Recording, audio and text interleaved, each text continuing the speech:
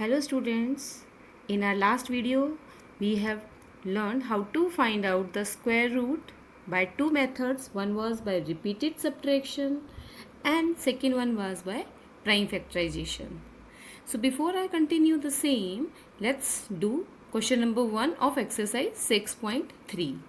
Now the question is, what could be the possible ones digit of the square root of each of the following number? Now these are the perfect square numbers given to you. If we do the square root, what will be their ones digit without doing actual calculations? Now so for this you need to just go through this table and collect the data. Now 1, 4, 9, 16 and 25, these are perfect square numbers. And if we have done their square root, it comes out to be 1. The 4 was square of 2. So square root of 4 is equal to 2. Square root of 9 is equal to 3. Square root of 16 is equal to 4. And square root of 25 is equal to 5. It means from this, if a number ends with 1, then its square root also ends with 1. If a number ends with 9, the square root ends with 3. If a number ends with 5, the square root ends with 5. Similarly, we also have, I have done till 10. Now 36. The square root of 36 is 6. Square root of 49 is 7. Square root of 64 is 8. And square root of 81 is 9. And square root of 100 is 10. Just take inference from these two tables, both the tables side by side. Now you just see, when 6 is coming, when is your square root? The 6 is coming if a number ends with, if a perfect square was ending with 6, then its square root was also ending with 6. And you can also see in this, now this perfect square is also ending with 6, but the square root is ending with 4. So what have you observed from these two data? That if a perfect square number ends with 6, its square root can end with either 4 or it can end with 6. Similarly, if a perfect square number ends, if a perfect square is ending with 1, 81 is a perfect square and 1 is also a perfect square, and the square root of 81 is 9 and square root of 1 is 1. So if a perfect square ends with 1, then its square root can end with 1 or 9. So I have collected the data over here for you. We can say that if a number has 1 or 9 in the unit place, then its square ends with 1. Or the second way of saying the same, if a perfect square ends with 1, perfect square number is ending with 1. You can take an example. 1 is a perfect square, 81 is a perfect square and 121. These three, they are perfect square number. If I take the square root of 1, it's equal to 1. Square root of 81, that's equal to 9. And square root of 121, that's equal to 121.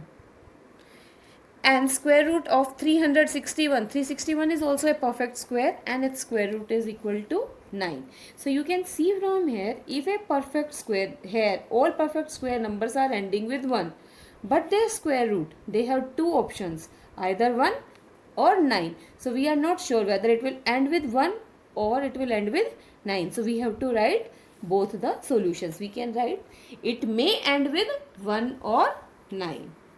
But if a perfect square ends with 5, then its square root will also end with 5. It will always end with 5. Similarly, if a perfect square number ends with 6, then its square root can end with either 4 or 6. This all you have to recollect the data from the table of squares. Next, if a perfect square ends with 0, then its square root will also end with 0. Clear, students? Now with the help of this, now can you tell me if 9801 is your perfect square, then what will be the digit at unit place, digit at unit place in square root number? Now it is ending with 1. So its square root can end with either 1 or 9. You have both the options. Here this perfect square number is ending with 6. So whenever it was ending with 6, we had again two options, either with 4 or with 6. Now the third case is this perfect square is ending with 1. So it was similar to the first sum. So this will end with either 1 or it can end with 9. Now in the next part, it is the perfect square is ending with 5. So what will be the digit at its unit place in the square root number? It will also end with 5. I hope this question is clear to everybody. Now the question number 2 is, without doing calculations, you have to find whether these numbers are perfect square or not. So let's recollect our properties that we have learned earlier. That I know that if a perfect square number ends with 2, 3, 7, 8 out of any one of the digits out of these, then that number is surely not a perfect square. It means if a number ends with 2, 3, 7, 8, then it is never going to be a perfect square. But on the other hand, if it has 0, 1, 4, 5, 6 or 9, then we are not sure whether it is a perfect square. Then it may or may not be a perfect square. Can you give me an example? Now a number 11, it ends with 1, but it is not a perfect square.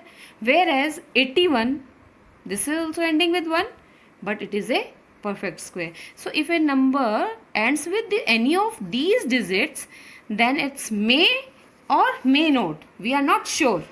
But if it is ending with 2, 3, 7, 8, then it's surely not a perfect square. So now using this property, we'll give answers to these. Now in this first part, 153, the number ends with 3.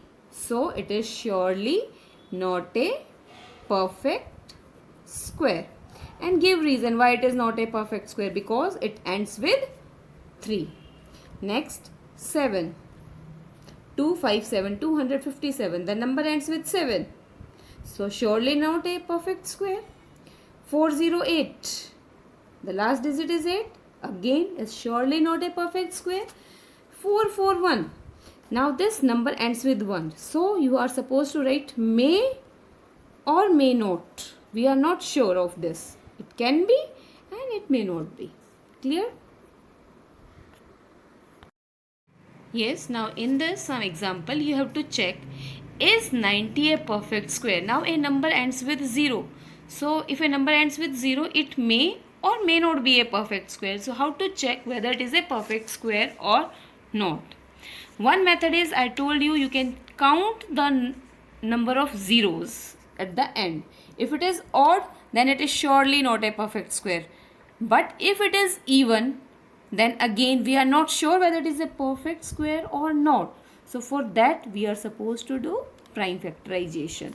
So now first of all, the common method is, in such type of cases, we'll always do the prime factorization. Prime factorization means always dividing by prime factors. What are prime factors? The numbers which have only and only two factors, and those two factors are number itself and 1. So now I am doing the prime factorization of this. 45 not divisible by 2, it's divisible by 3. 315, again it's divisible by 3, and it's 5, and it's 5. So now my prime factors are 2, 3, 3, 5. Now start making the pairs. Now this 3 is in pair, but 2 and 5, they are not in pair. So you write here 2 and 5 are not in pair or do not occur in pair, anything.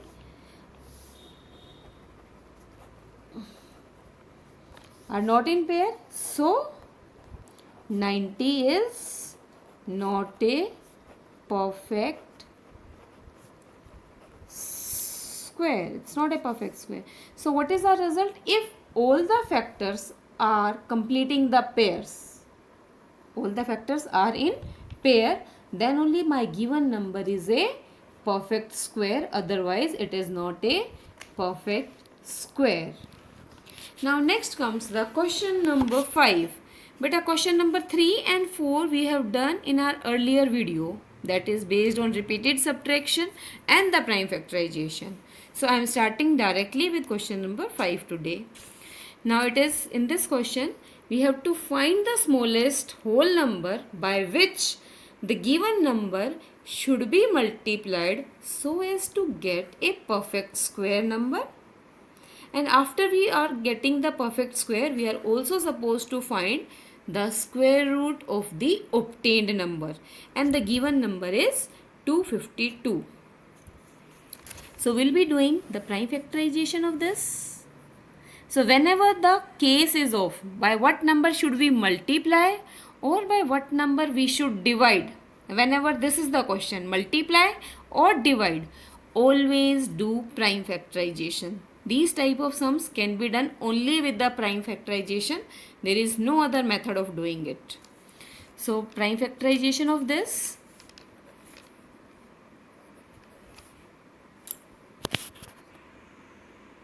Now the prime factorization of the number 252, it's divided by 2, 126, again divisible by 2, 63. Now 63, last digit is 3, their sum is 9, divisible by 3. And on doing this, I am getting these prime factors. 2, 2, 3, 3 and 7. Make the pairs. This 2 and 2, 1 pair. 3 and 3, 1 pair. Now this number is left without pair. So if I have one more 7, then this pair will be completed.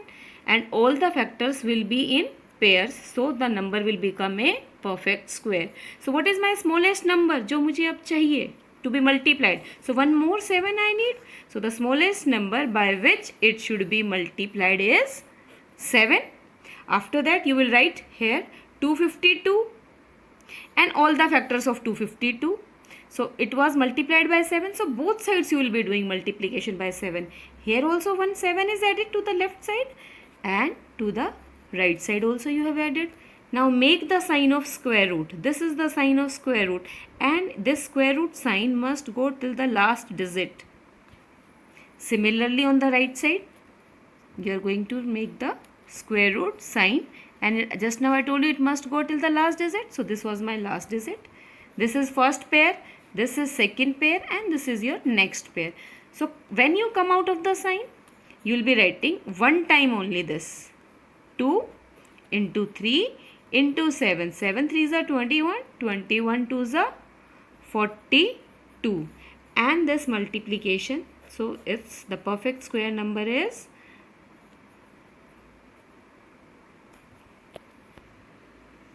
so this is your perfect square number, and the square root of this number is 42.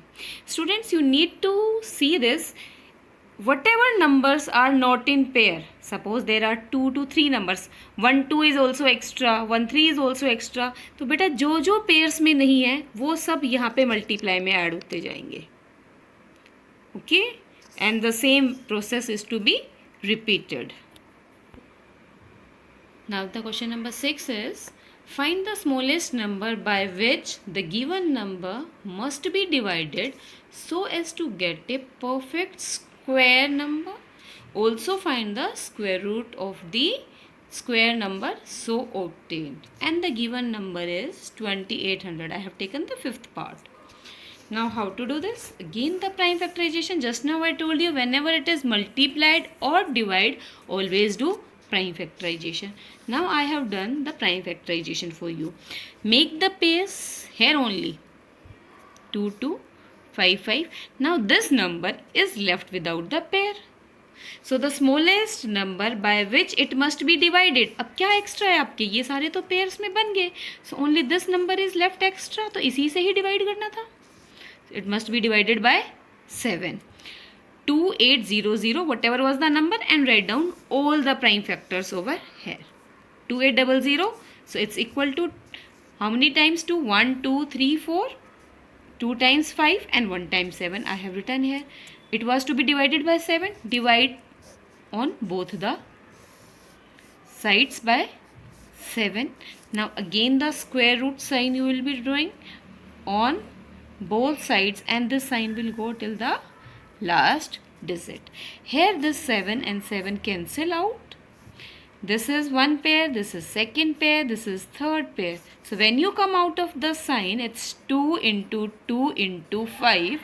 5 2s are 10, 10 2s are 20. So the right side is 20, and here you do the division. It comes out to be square root of 7 4s are 28, and it comes out to be 400. It means 400 was your perfect square number on dividing it, and the square root of 400 is equal to 20. Now the common mistake what you people do is you people put the square root sign here also. बेटा once जब आपने pairs बना लिए और pair में से आपने एक ही number लिखा है, it means your square root sign has to be removed. You are not going to put the square root sign over here. आपने इन दो 2 में से एक ही 2 लिखा है ना. Out of this pair you have written 1 2. Out of this pair of 5 you have written only 1 5. It means this sign is removed, and this is your answer. Okay, so today you will be doing these type of sums only in the homework. Thank you.